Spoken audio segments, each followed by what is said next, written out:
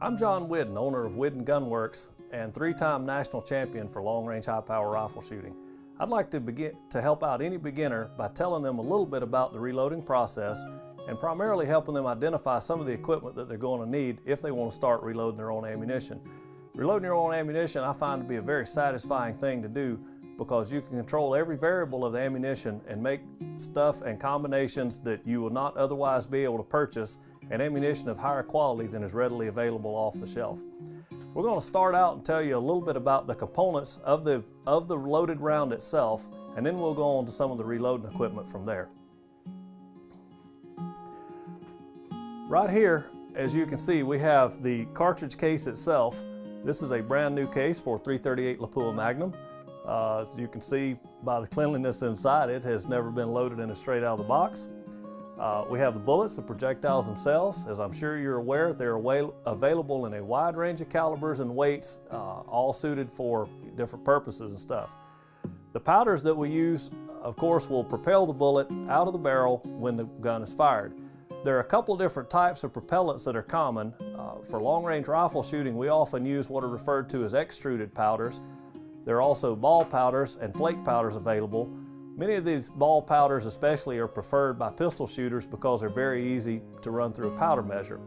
One thing that'll be handy, one little piece of math, we buy bullets by the 100 and primers by the 100, but when we go to calculate how much powder we need, one thing to keep in mind is in each 1 pound of powder there are 7,000 grains. So with that little piece of math, you'll be able to divide your charge weight for your cartridge into the number of grains in a pound of powder and calculate how much powder you're going to need. The last component of the ammunition is the primer. The primer, of course, is what the firing pin in the gun strikes. The primer ignites and burns and causes the propellant in the cartridge to burn, sending the bullet out the end of the barrel. That is the quick summary of the components that we're going to be working with for the ammunition. Now let's talk a little bit about the reloading presses, because that's one of the most recognizable items for reloading ammunition. There are a couple different types of presses. Most of us are familiar with the traditional O-frame or C-frame type press where a single die threads into the top. The presses accept shell holders, which are made in different sizes, and of course you would choose a shell holder appropriate to your cartridge. This kind of information is usually readily available by the manufacturers of dies and shell holders and such as that. Other types of presses are the Forster coax press, as you see right here. And then for people shooting higher volumes of ammunition, progressive presses such as this Dillon are common. Progressive presses are especially favored by pistol shooters because they can load so much more ammunition in a given amount of time as opposed to a single stage press. Many people think that good, competitive, accurate, long-range ammunition can't be reloaded on a progressive press, but we've proven that that is possible. We won't get into that in this segment, but keep an eye open for tips on how to use a progressive press for high accuracy loading coming down the pipe. When it comes to other equipment related to the powder itself, there are a couple of items that you need to be familiar with. Every hand loader will have to have a scale because this will be used to determine how much powder is going into the cartridge. One thing that will really speed up your reloading is the use of a powder measure of some type. What this powder measure does is it has an adjustable area in here that will dispense a charge of powder when the handle is operated like this.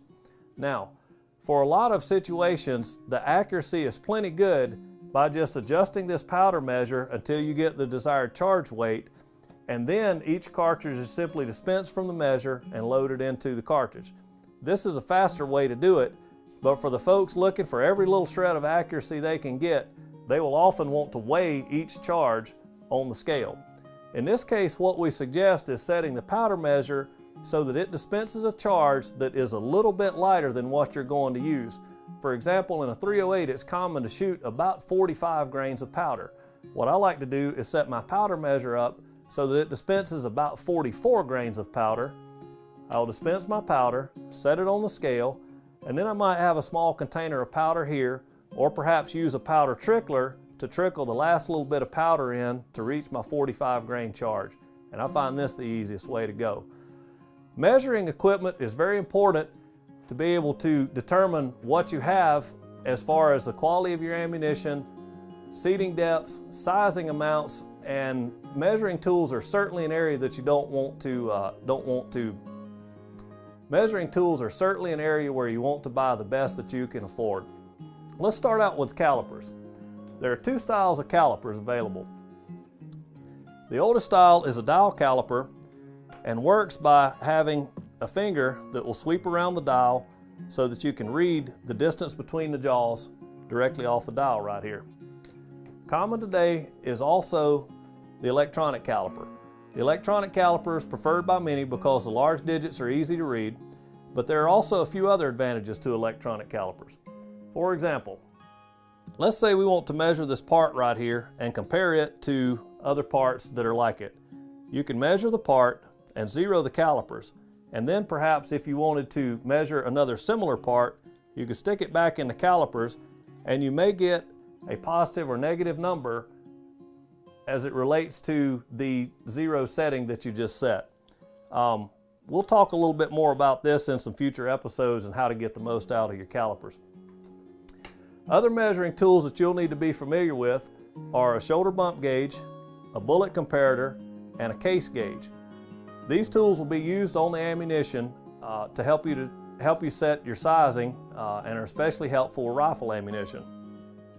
What the shoulder bump gauge is for: the shoulder bump gauge will be attached to the calipers and will measure from a datum on the shoulder of the cartridge.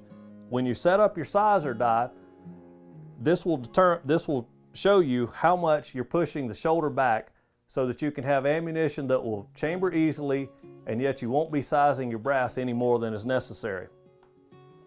Another tool that does a similar thing is our case gauge from Whidden Gun Works.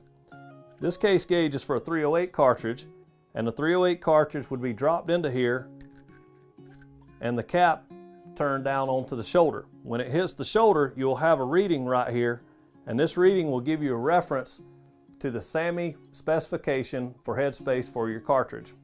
Lastly, I'd like to show you a comparator for a bullet. This comparator attaches to the calipers very much like the shoulder bump gauge does and is used for measuring bullets. It measures from a point on the ogive of the bullet, which is the end of the nose section of the bullet. You would often use a comparator like this to measure a loaded round of ammunition and to set your seating depth, something like this. Comparator on the calipers, and zero the calipers up. And this will give you a distance from the base of the cartridge to the ogive of the bullet.